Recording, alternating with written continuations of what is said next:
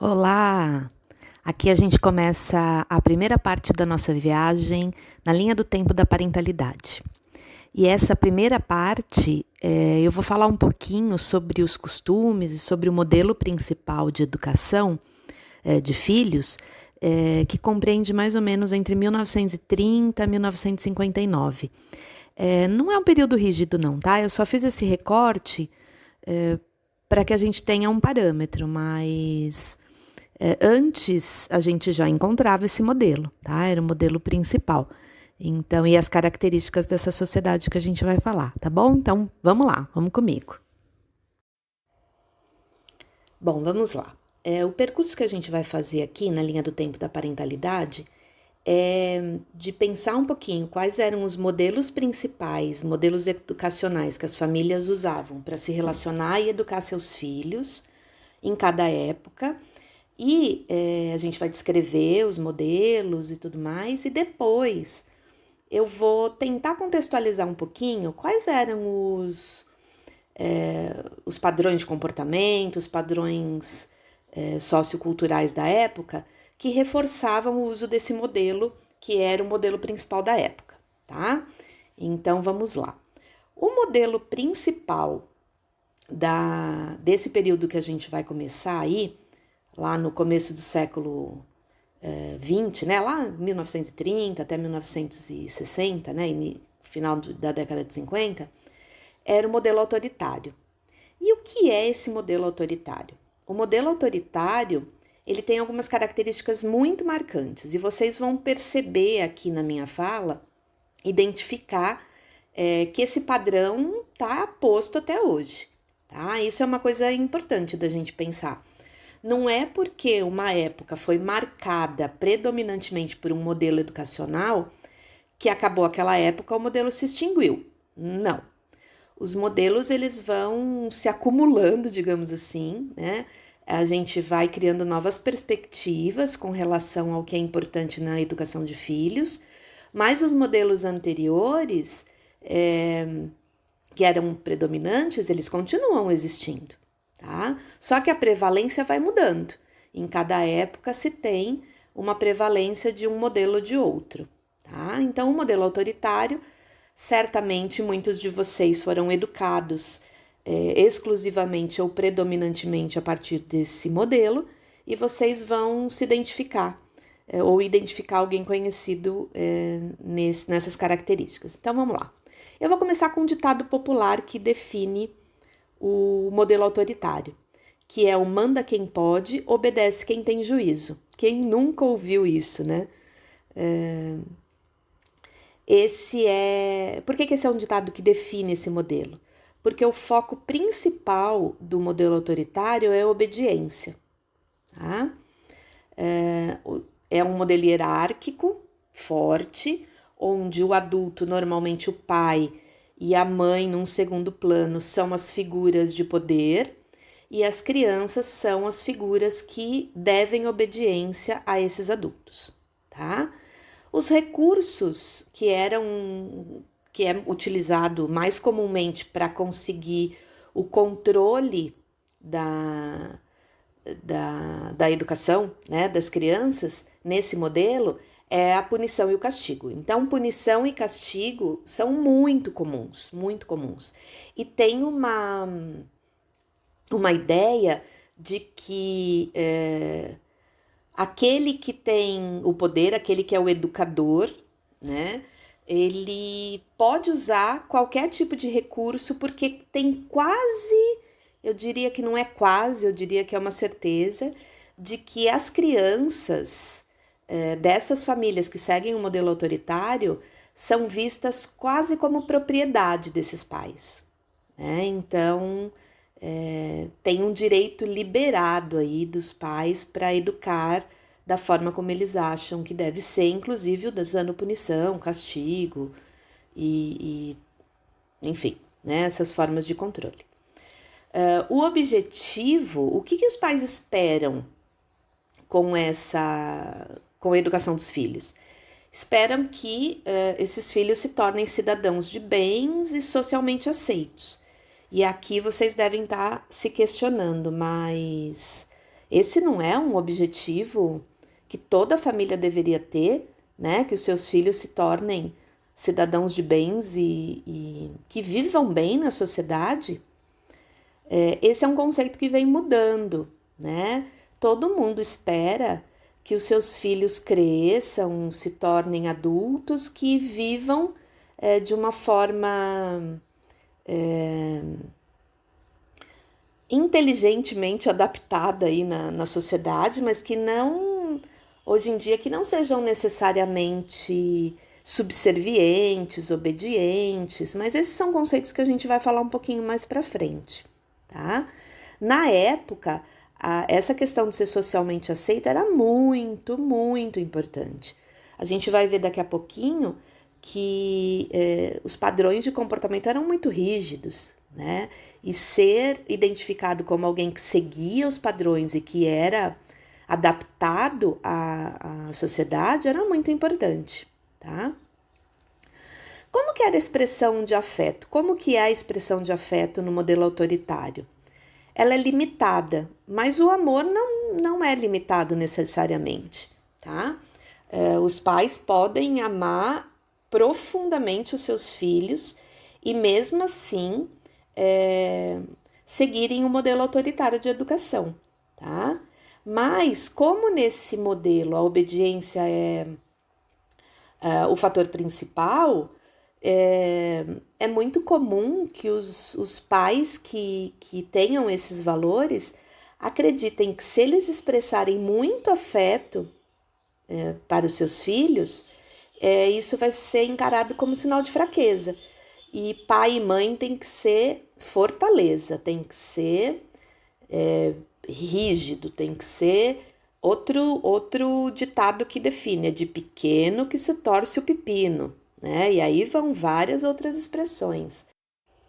O erro também é uma coisa bem rígida nesse modelo, né? Os pais jamais admitirão para os filhos que erraram, mesmo quando se percebem errando, tá? Porque, de novo, uma figura de poder e de controle não pode demonstrar fraqueza. Então, afeto e possibilidade de errar era simplesmente aniquilada, né? É ainda simplesmente aniquilada, tá? Então é isso. Esse modelo, essas são as características do modelo autoritário. E como eram os padrões socioculturais de comportamento dessa época? Bom, a gente tem que considerar que a sociedade nessa época, né, que a gente está falando, 1930, a partir de 1930 até o final da década de 1950, era uma sociedade muito mais homogênea do que a gente tem hoje. Mesmo porque a circulação de informação era extremamente restrita, né? Os meios de comunicação principais eram jornais e rádio. E as pessoas se socializavam ali na sua maioria, na grande maioria das vezes, com os vizinhos, com o seu entorno. Então a circulação era restrita, né? Então, bem diferente de hoje. Os padrões de comportamento, eles também eram muito rígidos e pré-estabelecidos e eles eram seguidos à risca. O valor principal dessa época era ser socialmente aceito, era ser reconhecido, mas não reconhecido no sentido de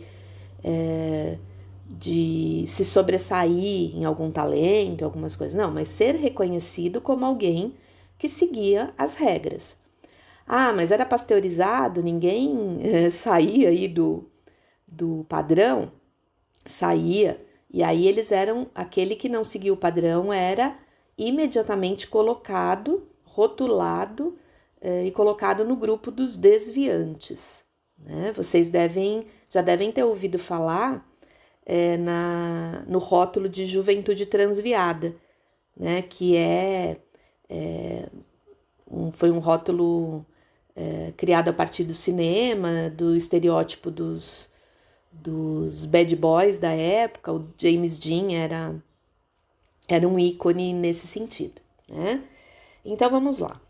Qual era o modelo familiar padrão? Família nuclear, pai, mãe e filhos, tá?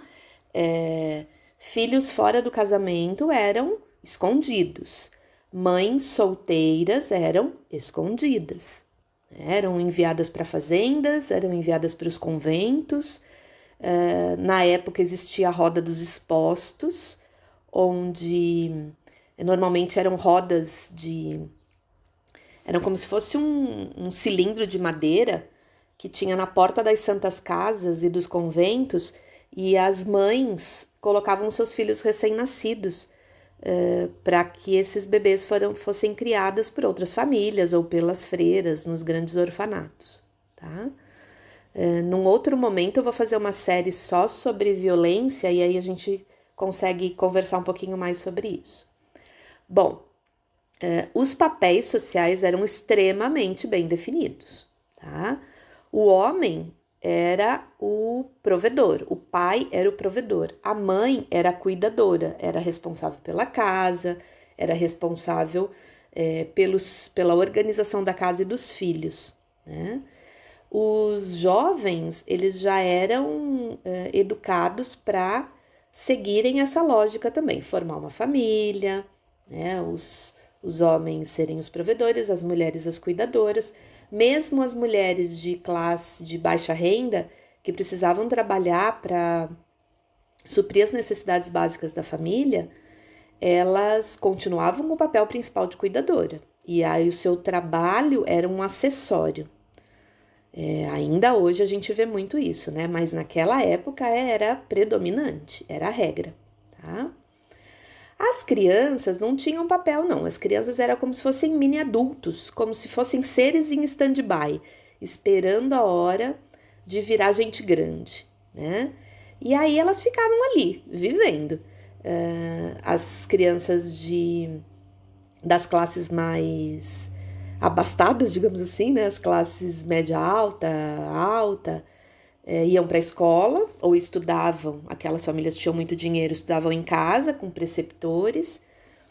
As meninas paravam de estudar mais cedo que os meninos, era a regra. Algumas famílias que tinham mais condição e mais instrução, as meninas iam fazer o magistério, fazer carreira para ser professora. As famílias mais de classe baixa, era muito comum que as crianças não fossem para a escola, mesmo porque a escola era elitizada, não tinha vaga para todo mundo. E essas crianças, desde muito cedo, começavam a seguir os ofícios aí dos pais, dos adultos. Os meninos iam se preparar para ganhar algum dinheiro, seja no trabalho informal, de venda de rua, o trabalho de engraxate, que era muito comum, né, para os meninos, desde muito pequenininhos.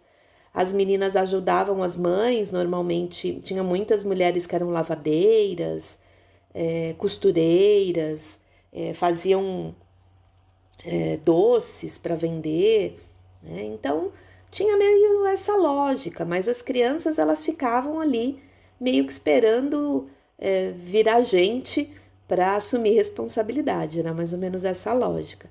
Nesse período, o conceito de adolescência era praticamente inexistente, né?